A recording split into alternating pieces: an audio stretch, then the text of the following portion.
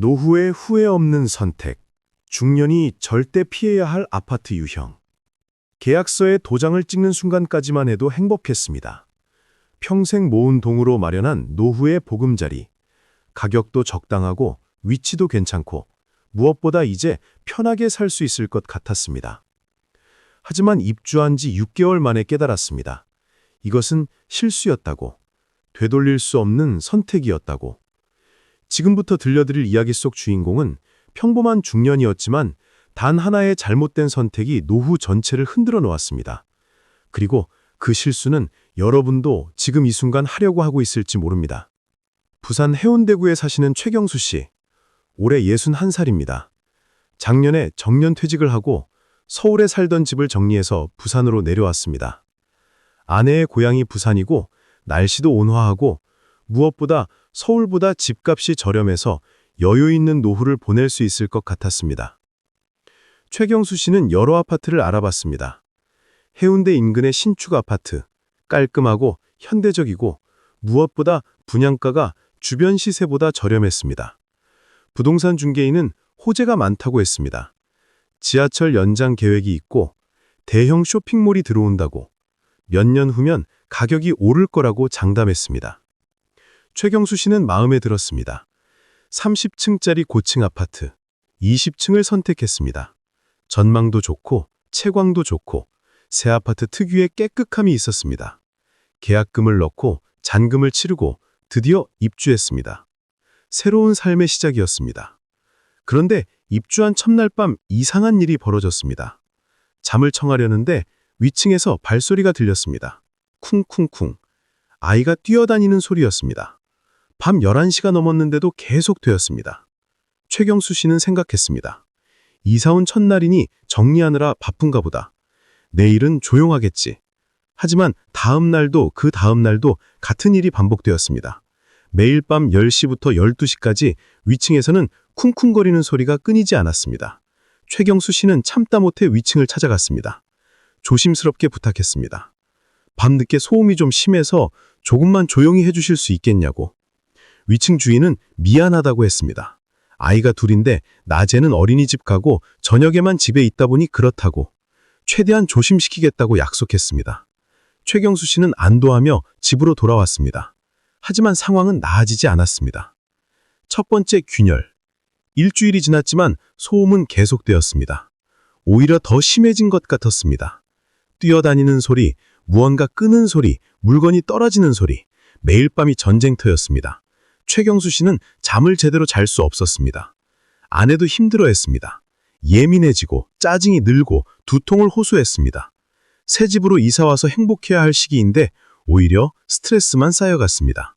최경수 씨는 다시 위층을 찾아갔습니다. 이번에는 조금 더 강하게 말했습니다. 위층 주인은 짜증을 냈습니다.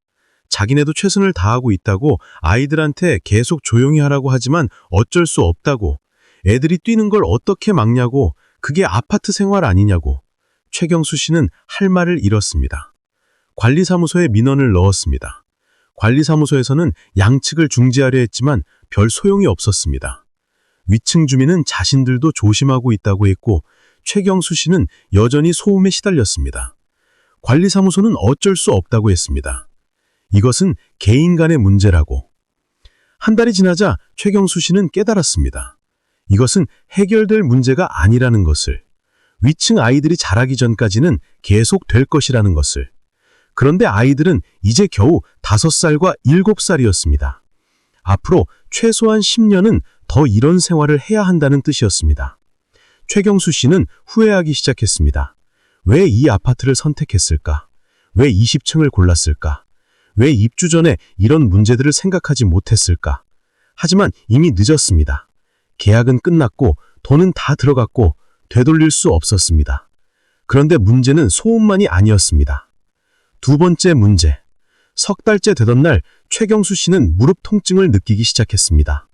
병원에 가니 의사가 말했습니다. 퇴행성 관절염이라고, 나이가 들면 생기는 자연스러운 현상이라고.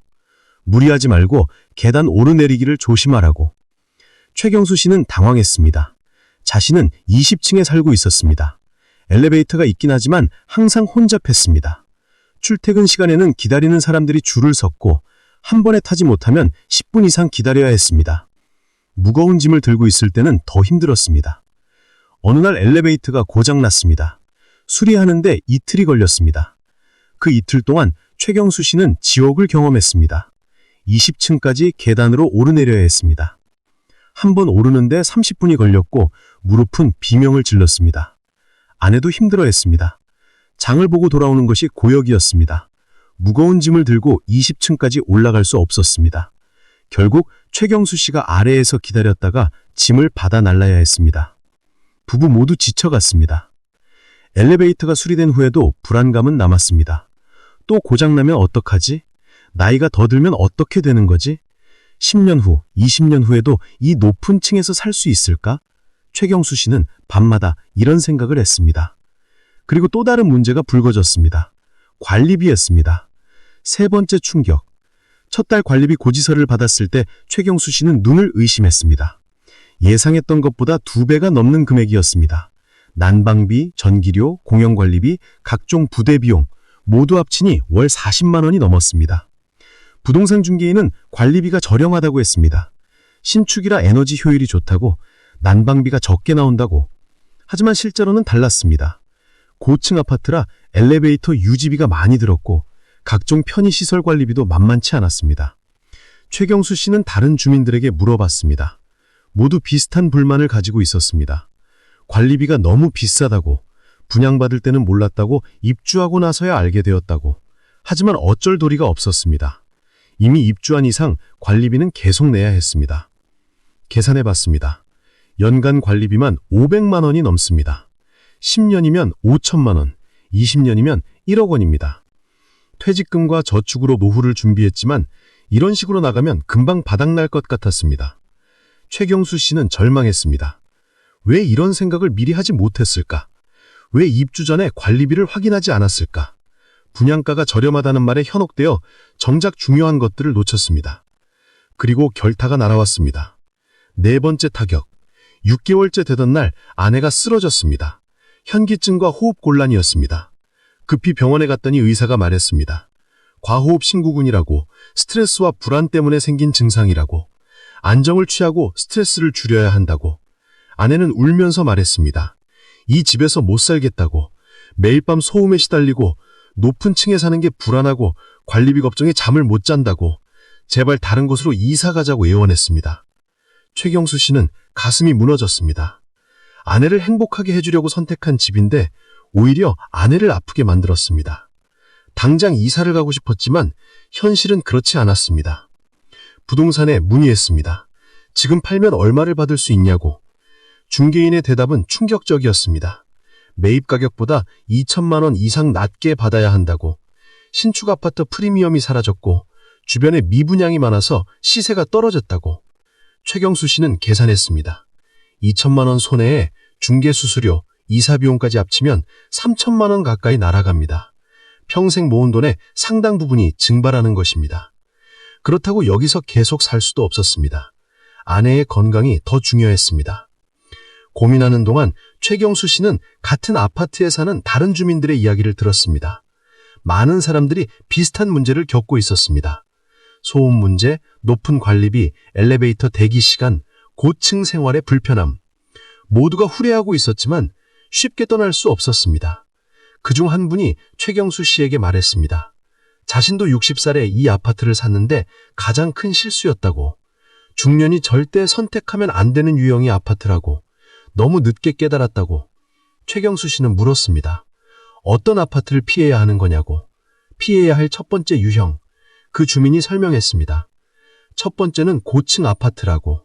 특히 10층 이상의 고층은 중년에게 적합하지 않다고 했습니다.